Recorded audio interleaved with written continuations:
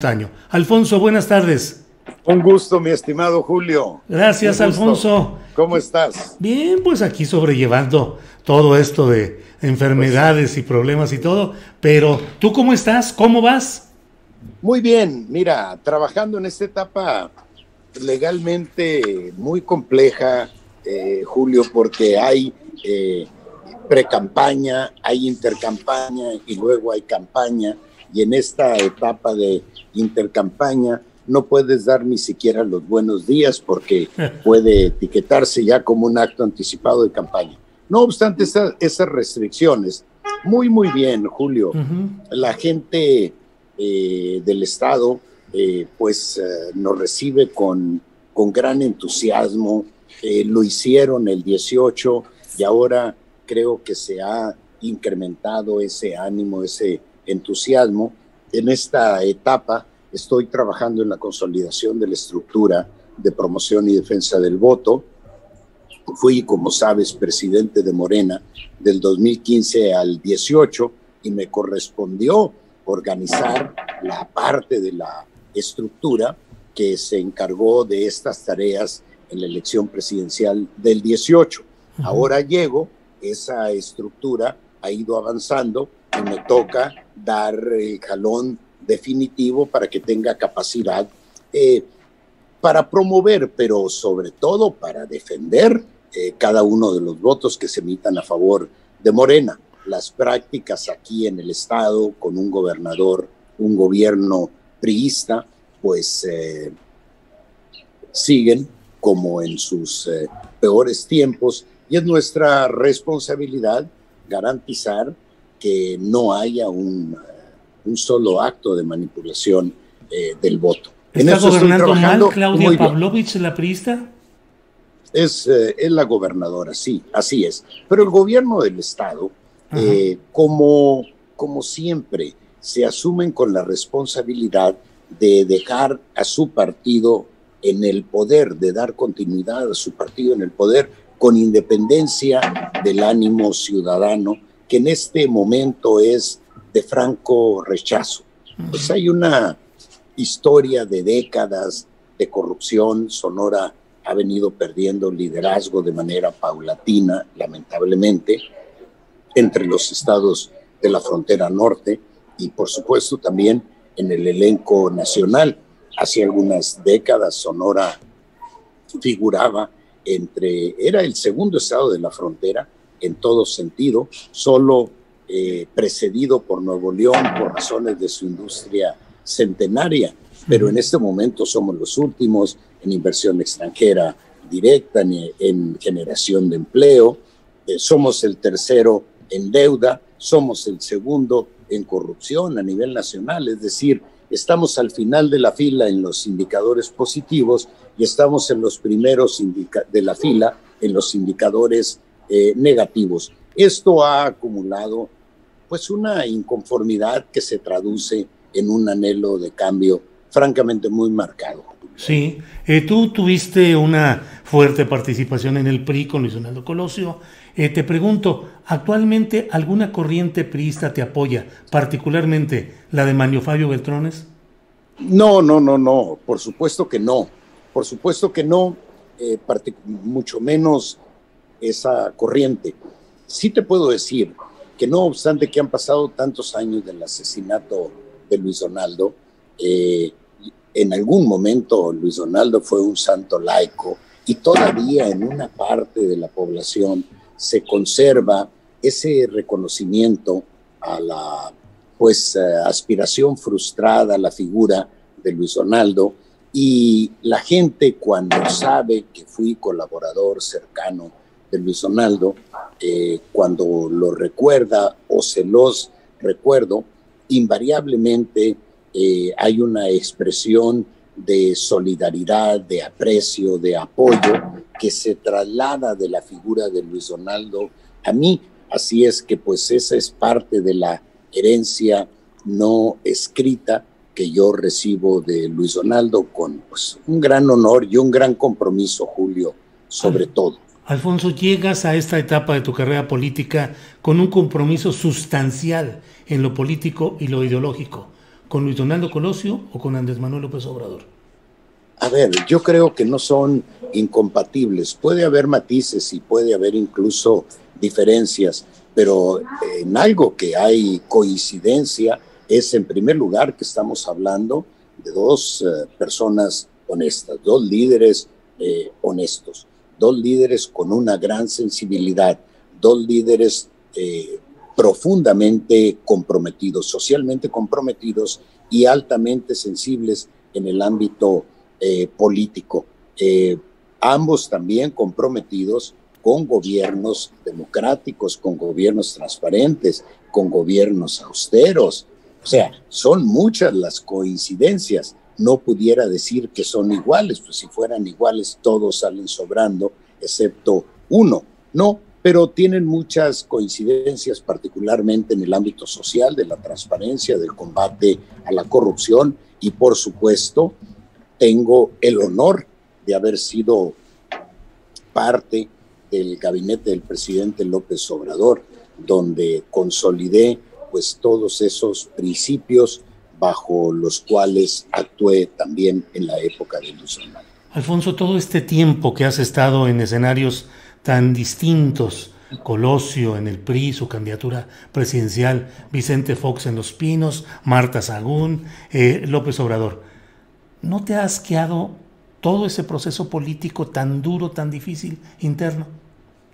Mira, cuando Andrés Manuel me invitó por allá el 2005, después de mi renuncia a Los Pinos, un año y medio después, en algún momento le decía yo a Andrés Manuel que no tenía absolutamente ningún interés, y me decía él, ¿y por qué? Y le hacía yo esta expresión en el sentido de que estaba hasta, puedes interpretarlo, hasta el tope, hasta la coronilla, hasta el copete, dirían en mi pueblo. Uh-huh. Sin embargo, en lugar de replegarme, que es la primera reacción instintiva, renació en mí el compromiso de sumar mi esfuerzo político en un proyecto que buscara una transformación de nuestro país. Y así llegué con el presidente, con Andrés Manuel, en aquel momento, ahora presidente López Obrador, y te puedo decir, Julio, con orgullo, con honor, sin aspavientos, que no nos equivocamos, que no me equivoqué y que no nos equivocamos, porque el presidente López Obrador está haciendo en su gobierno exactamente lo que nos dijo a los mexicanos que haría una vez llegado al poder. Uh-huh. Es una gente de una profunda congruencia, de una gran honestidad, de una gran sensibilidad, de un profundo compromiso social, y todos esos valores son imprescindibles, es imprescindible aterrizarlos también en los gobiernos estatales, Julio, porque así como te digo que el gobierno del Estado sigue pensando en una elección de Estado en el ámbito local, siguen en el despilfarro, siguen en la corrupción, siguen subordinados a grupos de poder, ajenos a los intereses generales de la población. Entonces también hay que traer los principios de la 4T aquí a Sonora. Y esa es la razón de que tomé la decisión de encabezar este proyecto en el Estado. Alfonso, pregunté en Twitter, pedí que hicieran algunos planteamientos de preguntas para ti, y sobre todo hay dos. Una que dicen, ¿por qué dejó el encargo de secretario federal de Seguridad Pública, que era un proyecto nacional, para irse a una aspiración partidista? Uno. Y dos, ¿cómo puedes cambiar en Sonora lo que dicen que no cambiaste a nivel nacional? A ver, primero, se cumplieron 2 años. Tuve en ese tramo la responsabilidad de ser coautor de en la construcción de la Guardia Nacional, desde su proceso de creación constitucional, reglamentario, organizacional, administrativo, presupuestal y operativo. En el único que no participé de esta etapa, no participé de manera relevante, es en el aspecto operativo que le fue encomendado a la Secretaría de la Defensa Nacional. Son procesos sumamente complejos, aunque se digan de manera muy rápida, Julio, Y como eso, desaparecimos el CISEN. Hay que recordar que fue una policía política. Creamos el Centro Nacional de Inteligencia, un órgano de inteligencia con sentido de Estado. Modificamos el artículo 17, 19, 21 constitucionales para ampliar el inventario de delitos que reclaman prisión preventiva. Es decir, impulsamos muchos cambios, Julio. Puede todavía, en aquel momento, Julio, el gobierno no contaba con los instrumentos para ser exitoso en el combate a la inseguridad. Nos dejaron un país, lo he dicho, oliendo a pólvora, con la Policía Federal altamente penetrada por la corrupción, una guardia, una gendarmería, Julio, que se olvida, que fue el programa de seguridad estelar de Peña Nieto y que se quedó, lo crearon con 5,000 elementos y nos lo entregaron con 4,460. La Guardia Nacional, a 2 años de su creación, tiene 100,000 elementos. Y aquí en el caso particular de Sonora, en su mejor momento, la Policía Federal desplegó de manera permanente a 200 elementos. Ahorita, la Guardia Nacional tiene 2,680 elementos. Pero aún así no se ha podido cambiar el escenario de violencia, de mortalidad y de control del crimen organizado en el país, Alfonso. A ver, ha bajado en muchos indicadores, Julio, pero nadie ha dicho que ese proceso iba a ser fácil. No hay soluciones mágicas, Julio. Yo creo que el gobierno ha hecho un esfuerzo extraordinario y junto con los programas sociales que corren en paralelo a esta estructura de seguridad, se van a ir dando resultados, Julio, paulatinamente, gota a gota, día a día. Pero también te digo una cosa, Julio, las y los gobernadores tienen que hacer su parte. No puede descansar el combate a la criminalidad en el esfuerzo único del gobierno federal. Tiene que entrar los gobernadores que usualmente se echan la bolita, que es asunto federal, cuando menos eso pasa aquí en Sonora. Nada es responsabilidad del gobierno del estado, todo es responsabilidad del gobierno federal. Entonces yo digo, si esa es la circunstancia, ¿para qué queremos un gobierno del estado? Todo lo que pasa en el estado debe ser responsabilidad política del gobernador en turno. Y el gobernador es responsable de concertar y construir las soluciones que se requieran con el gobierno federal o con los gobiernos municipales. Y eso es lo que yo propongo hacer en Sonora. Eso me voy a aplicar de manera personal. Aquí, para cerrar el tema, Julio, sí. Aquí hace 5 años la Policía Estatal tenía 835 elementos. Ahorita, 5 años después, tiene 900. Se requieren 4,000, Julio. 4,000 elementos. Entonces, también así como a nivel nacional se construyó una Guardia Nacional, tiene que haber su correspondiente en cada uno de los estados, y a eso me voy a aplicar en el caso de Sonora. Pues vas a correr muchos riesgos. Hay que combatir la corrupción, Julio. Hay que combatir la corrupción, hay que profesionalizar a los cuerpos de seguridad y hay que pagarles mejor. Tenemos policías, Julio, que ganan 7,000 pesos. No les puedes pedir que salgan a exponer su vida a cambio de proteger la tuya por 7,000 pesos. Hay que darles prestaciones sociales que en el peor de los escenarios garanticen una vida digna a sus familias. El tema de la aspiración, bueno...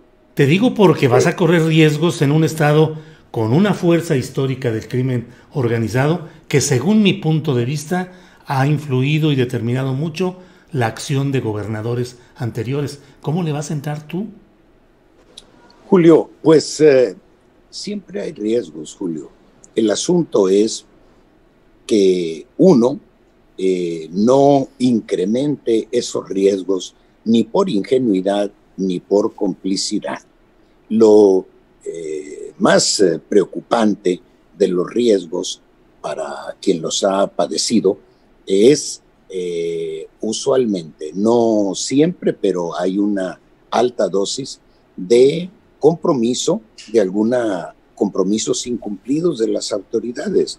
Yo siempre he dicho que el crimen organizado ha progresado al amparo de la protección policial, y la protección policial a su vez ha avanzado al amparo de un alto funcionario o de un alto político. Eso se tiene que cortar y combatir al crimen organizado en un marco de legalidad. Tampoco, Julio, puede ser eficaz en el combate al crimen organizado, a las organizaciones criminales, imponiendo la ineficacia del gobierno o imputando los costos a los derechos humanos, a la violación de los derechos humanos, en un marco de legalidad. Entonces, yo tengo confianza, no obstante en que las condiciones del Estado son difíciles, Julio. Para comenzar, pues las finanzas, aprovechando el lenguaje de la pandemia, se encuentra en terapia intensiva. Aún así, Julio, vamos a entrarle, y si hay el suficiente respaldo social, que estoy en proceso, obviamente, de conseguirlo, no solo para ganar. En este momento Morena tiene una ventaja cómoda, pero una base social que acompañe políticamente al futuro gobierno y le dé capacidad para ser exitoso en todos los retos que habremos de enfrentar. Alfonso, aprecio mucho el tiempo, sé que tienes una agenda ocupada y aprecio que nos hayas dado esta oportunidad de platicar contigo. Solo dejo una pregunta.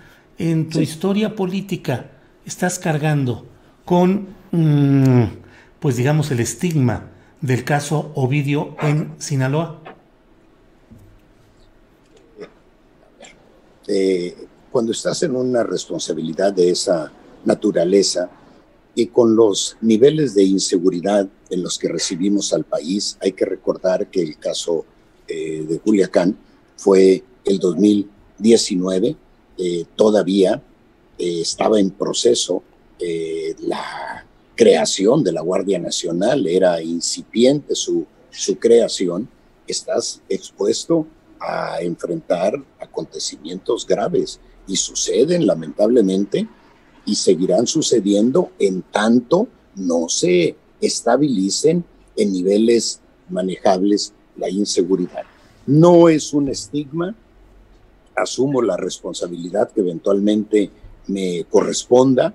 Hubo errores que se reconocieron y se explicaron en su momento por todos los involucrados. Yo asumo la parte que me corresponda. Tomamos una decisión buscando invariablemente salvar vidas, que no hubiera daños adicionales, particularmente a personas ajenas a los hechos de violencia que estábamos viviendo. Esa fue la instrucción del presidente, la cumplimos, la atendimos con los menores costos posibles. Por supuesto que me hubiese gustado que las cosas fuesen distintas, pero así concluyeron. Y cualquier responsabilidad la asumo, Julio.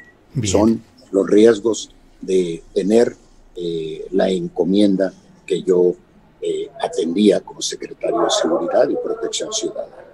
Alfonso, pues te agradezco mucho esta oportunidad y ya hablaremos cuando los tiempos electorales permitan avanzar más en temas de campaña. Alfonso, muchas gracias. No podemos decir nada más sino buenos días, buenas tardes, y se acabó. Un abrazo, Julio, como siempre. Hasta luego. Adiós. Gracias, Adiós. Alfonso. Hasta luego.